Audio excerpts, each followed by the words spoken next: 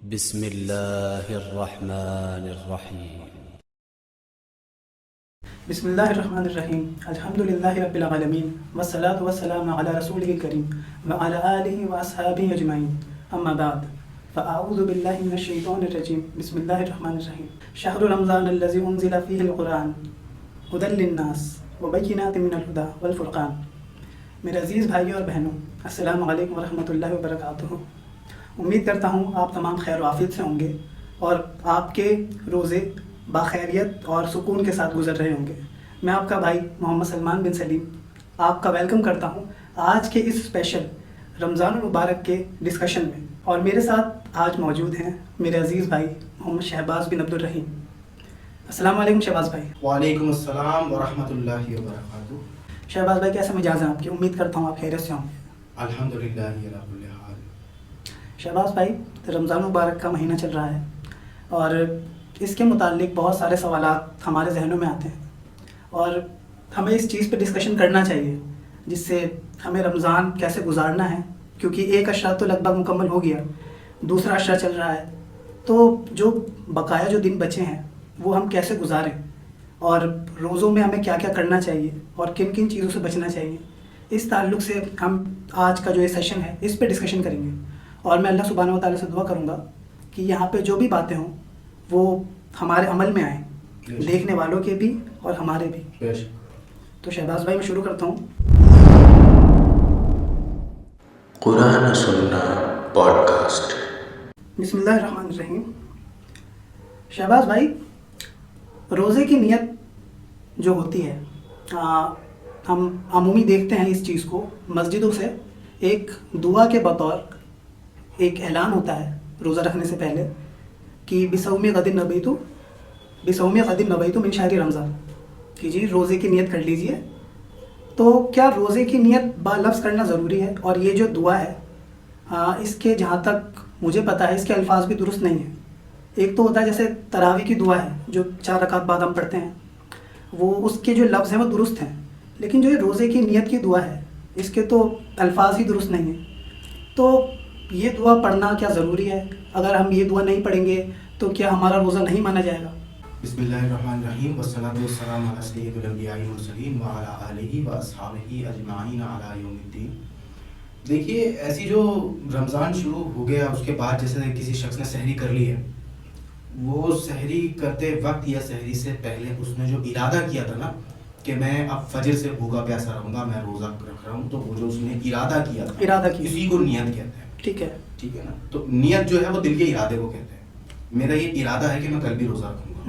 حدیث میں یہاں تک آتا ہے اگر کسی شخص نے ارادہ کیا کہ وہ تہجد کی نماز پڑھے گا اور وہ سو گیا، نہیں اٹھ پایا، تو اس کو اس کا ثواب مل جائے گا، کیونکہ انما الاعمال بالنیات، نیت پر جو ہے سارے اعمالوں کا تعلق ہے۔ تو یہ نیت وہی نیت ہے جو ایک شخص روزے کی کرے گا۔ اور یہ جو آپ دعا بتا رہے ہیں یہ کسی اس پلانٹ ارتھ کی کسی حدیث میں موجود نہیں ہے، یہ ایک عربی کا لفظ ہے کہ میں آنے والے کل کے دن کی روزے کی نیت کر رہا ہوں۔ تو یہ ایسی جملتاً بات ہے، کوئی بول دے تو ٹھیک ہے، نہ بولے تو ٹھیک ہے، لیکن بولنا کوئی ضروری نہیں ہے، نہ رسول اللہ کی یہ تعلیم ہے۔ تو مینس دل کا ارادہ کافی ہے، بائی لفظ کہنا ضروری نہیں ہے۔ بالکل۔ اچھا شہباز بھائی، دوسرا سوال، روزہ کس پر فرض نہیں ہے؟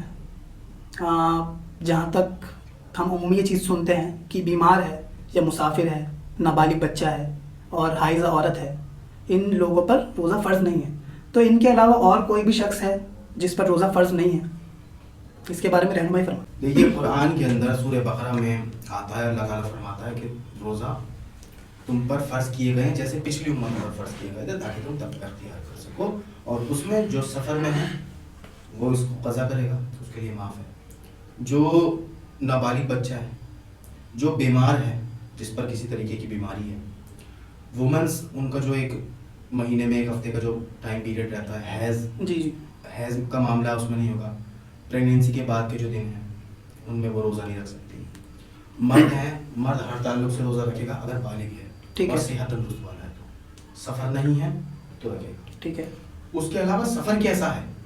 بھائی بائی پلین 2 گھنٹے کا سفر ہے، جانا ہے دبئی، تو اس میں تو روزہ نہیں چھوٹ سکتا نا۔ جی، یہ سفر اللہ کے رسول کے زمانے میں اگر ڈسکس ہوا تھا اونٹ پر سوار ہو کر جانے کے لیے، تو آج کوئی شخص عالم سے جا کر ڈسکس کرے قریبی مسجد میں عالم سے جا کے ڈسکس کریں میرا ایسا ایسا سفر ہے تو کیا میں رکھوں یا چھوڑ اس کو قضا کروں عید کے اوپر. تو ان لوگوں پر روزہ نہیں ہے جو نابالغ ہیں, بیمار ہیں اور بوڑھے ہیں زیادہ, ان کی بھی طبیعت, ان کی دوائیں چلتی ہیں, وہ بھی نہیں رکھیں گے. اس کے علاوہ پاگل جس کا دماغ پر سے قلم اٹھ چکا ہے, بخاری مسلم کے اندر آتا ہے, اللہ کے رسول فرماتے ہیں کہ پاگل شخص, سوئے ہوئے شخص پر سے قلم اٹھ جاتا ہے اور نابالغ بچے پر سے قلم بھی اٹھ جاتا ہے. تو اگر کوئی شخص پاگل ہو گیا ہے تو وہ بھی روزہ نہیں رکھے گا, اس پر شریعت ہٹ چکی ہے اس پر سے. جیسے آپ نے فرمایا کہ اگر اس کا سفر 2 گھنٹے کا ہے, وہ دبئی جا رہا ہے اور اسے اتنی مشقت نہیں ہے تو وہ روزہ چھوڑ سکتا ہے, رکھ سکتا ہے. تو مطلب اس میں مشقت کے لحاظ سے بھی ہوتا ہے کہ اگر زیادہ مشقت ہے تو روزہ چھوڑا جا سکتا ہے, اور اگر مشقت نہیں ہے تو رکھ لے تو بہتر ہے. جی بہت بہتر. شہباز بھائی, تیسرا سوال, اگر کوئی شخص بلا عذر روزہ ترک کر دے یا روزہ چھوڑ دے تو اس کا کچھ نقصان ہوگا؟ بظاہر تو ہم دیکھتے ہیں وہ مزے میں کھا پی رہا ہے, ایک شخص ہے جو روزے میں بھوکا پیاسا ہے اور جس کو روزے کی قدر نہیں, جس کو اس کی قیمت کا نہیں پتہ, وہ ہوٹلوں میں بریانی کھا رہا ہے. تو بظاہر تو ہمیں ایسا نظر آتا ہے کہ اس کو کچھ بھی نقصان نہیں ہو رہا. تو اس کے کیا نقصانات ہیں کہ اگر بلا عذر ایک روزہ ہم نے ترک کر دیا, چھوڑ دیا؟ دیکھیے, ایک شخص قرآن پر اور حدیث پر عمل کرنا چاہتا ہے. جی.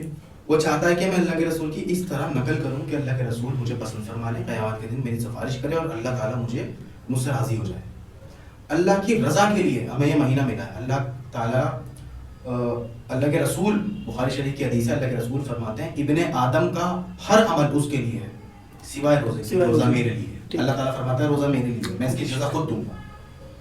تو کسی شخص کو اللہ تعالیٰ کو بڑا خوش کرنا ہے قیامت کے دن. جی. کسی شخص کو کوئی چاہتا ہے, اللہ کے رسول فرماتے ہیں جس نے بنا عذر ایک روزہ چھوڑ دیا وہ قیامت کے دن تک بھی, اس کی پوری زندگی بھی اگر قصر اس کے روزے رکھے گا تب بھی اس کا بدلہ پورا.